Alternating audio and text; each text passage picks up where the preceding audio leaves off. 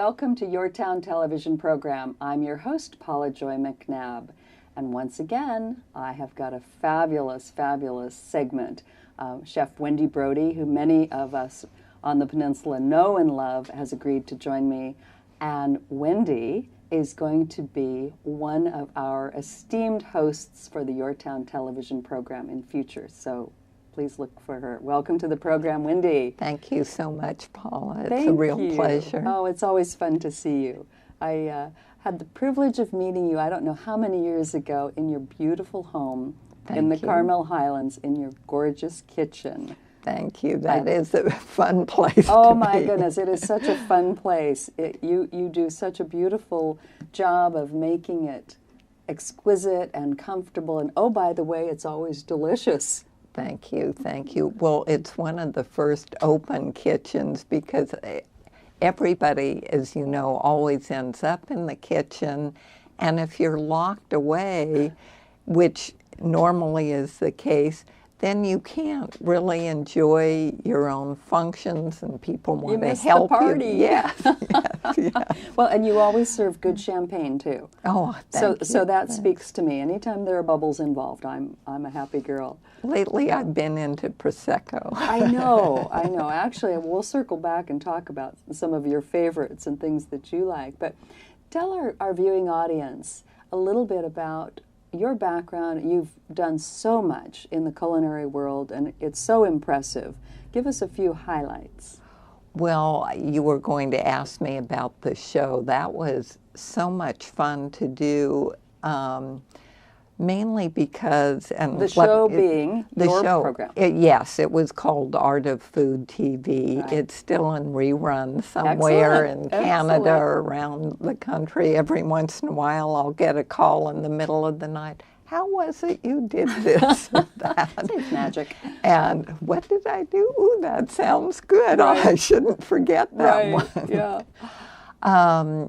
But TV, as you know, is such a great medium for us visual people. Right. And I was raised by two artists, so colors, textures, tastes, and presentations, you know, they just create the passion. Yes. And in your field with interior design, all the arts sort of bleed into each other. And the table setting and the flowers, and again, I don't mean to come in and interview you with the Meals on Wheels. She's practicing. I love it.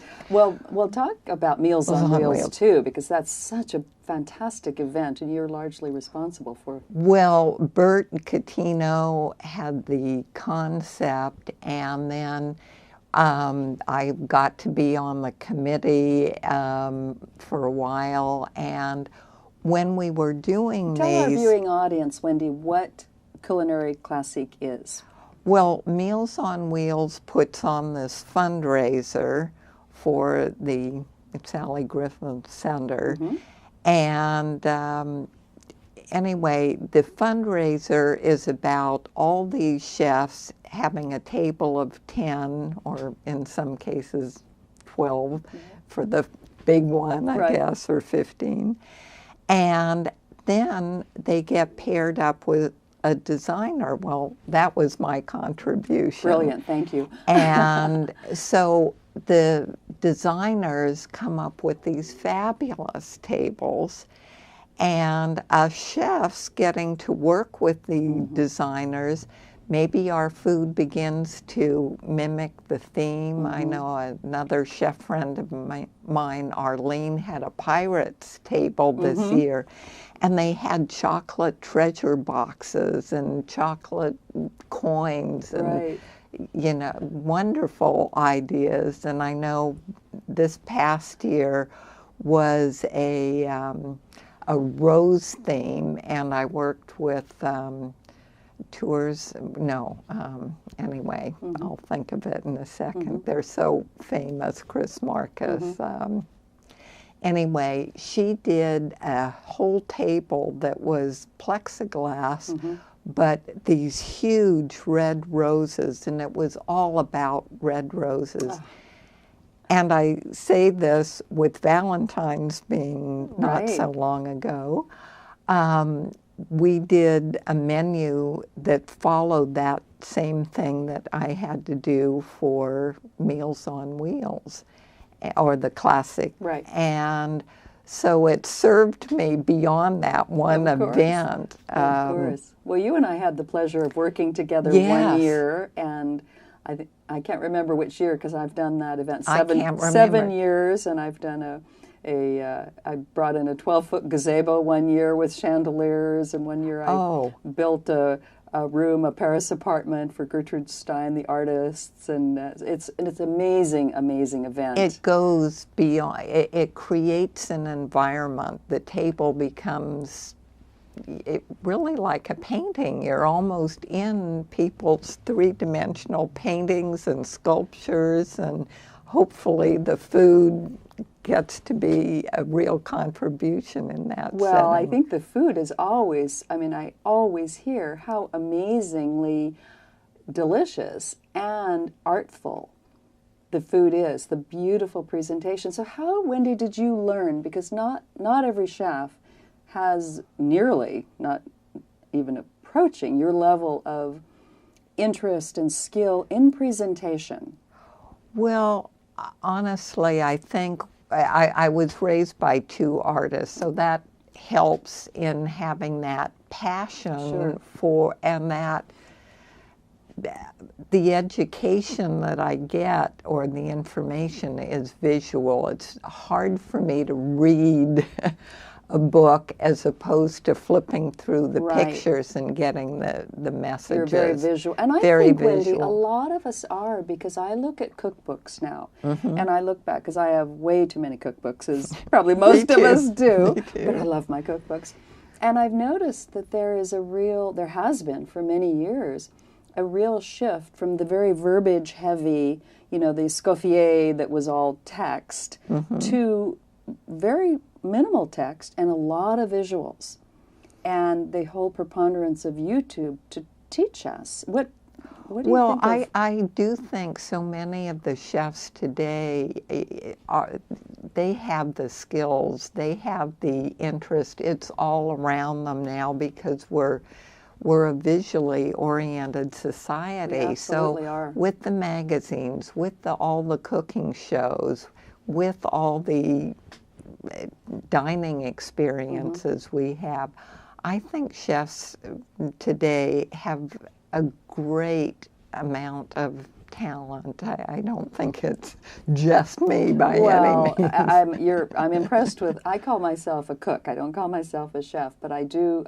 love the art of it, and for me, it's the you eat with your eyes. Yes. Of this beautiful presentation makes such a difference in how the food tastes, and the ambiance, the environment. We dine, I think, largely for the experience of dining.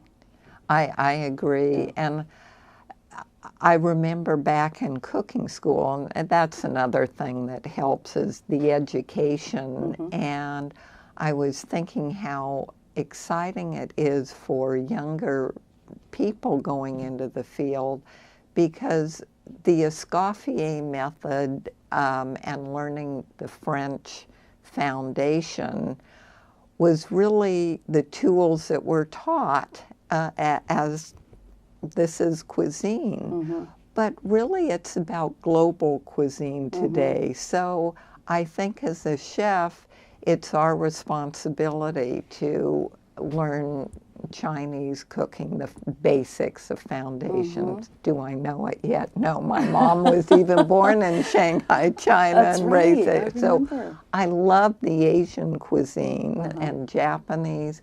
I love Mexican and South American flavors. And all of these are as important, I think, in many ways as the French. And interesting point. And it gives you, especially any chef really, but if you're not, we're a melting pot here in this country. So we have the ability to do a lot of fusion cuisine, which is why I think largely American chefs are very creative.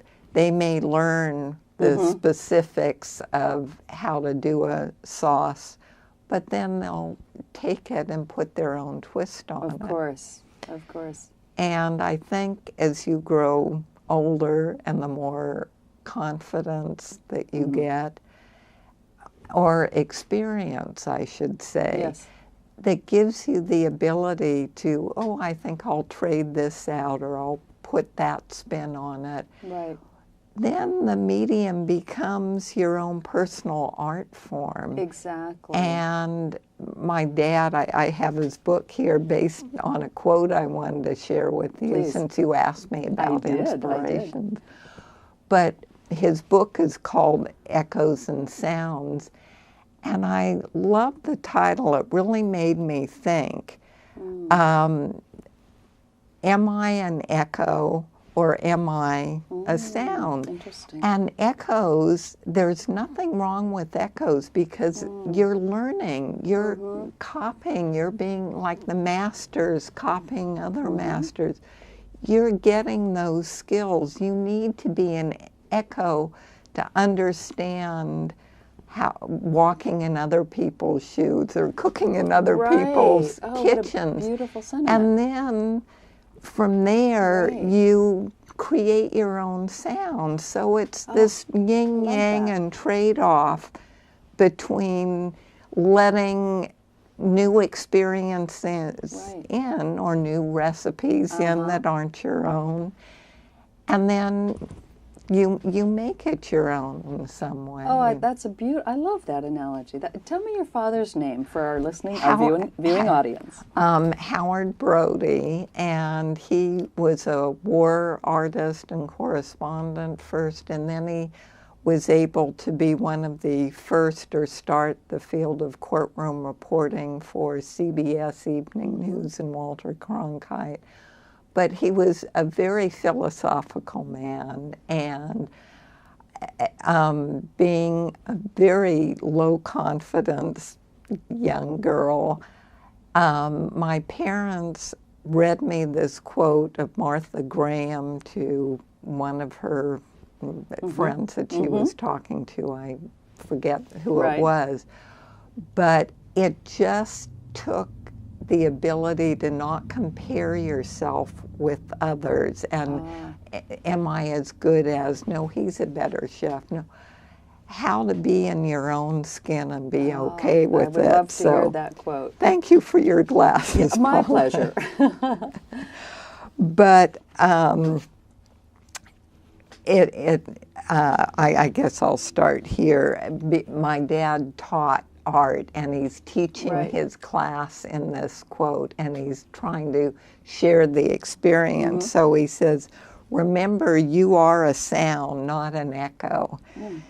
I said as they packed their gear, free to express your unique selves, you can say, I am I. You are your own guru, messiah, genius, Kakashka. Kakashka told us that. Each child is a genius. Rousseau, genius is childhood rediscovered at will.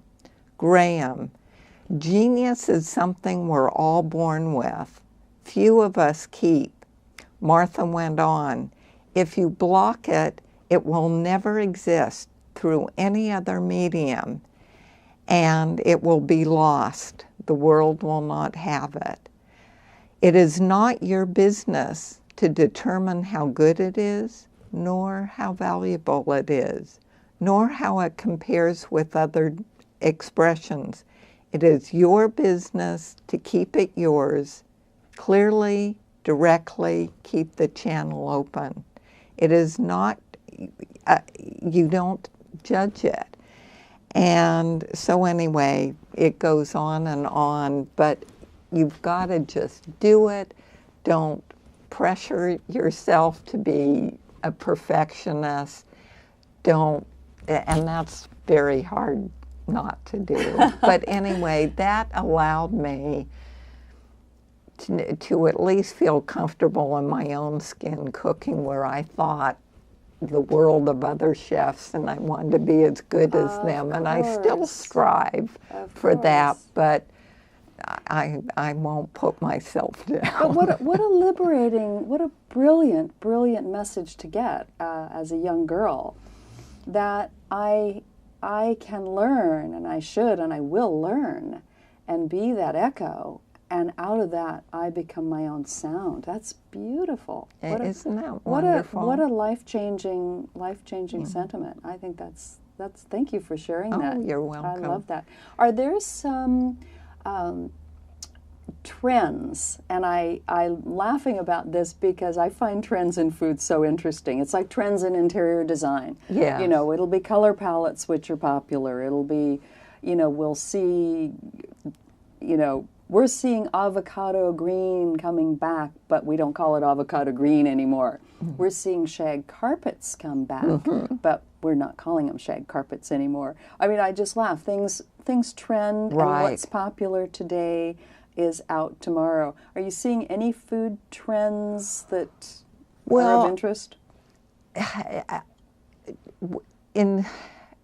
Yes, but I'm going to sort of go backwards. Comfort foods, the meatloafs coming back, the short ribs, the braised foods, the mashed potatoes and different mashes. Chefs have sort of reinvented the comfort food, and now short ribs, when people see that on a menu, it's like, oh wow, they're so moist and tender, you don't have to fight a bone. And then, oh gosh, all the farmers getting to kind of know them, and so we're seeing zucchini and different carrots, all the different colored carrots that are out colored there. Potatoes. And, yes, yes. So trends, I would say the molecular cooking right now is offering all kinds of chefs new things to play with in their specialty presentations. And yet you don't want to take away the farm to the table aspect either. But there's so many things out there that are exciting for someone at my age now. It's not the same old tomato. There are 400 varieties plus of tomatoes. Exactly. The fingerlings, the purples. and purples. Yes. And, yeah. Wendy, I don't know how much more time we have because our studio clock isn't working, but I'm going to ask you, before we close, what is molecular cooking for those of us who don't know? Oh my goodness. Give us the overview, because I know it's a very in-depth subject. It is. It's like adding agar to a juice and letting it drop into a watery liquid, and then it'll form pearls. And so it's kind of the chemistry of it's cooking? a chemistry, yes. Yes, and I have one of these new sets of books, and I'm a newbie in that. I've only tried the pearls, basically. Oh, I bet they're fun. And the foams. The foams aren't right. too, but you know, you need the the canister and so forth.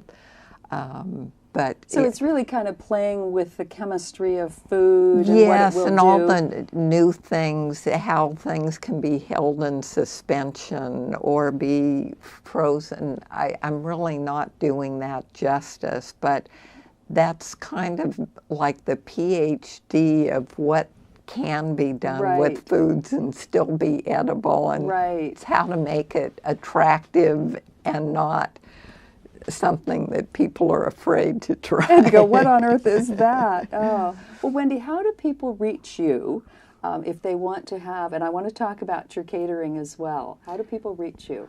Oh,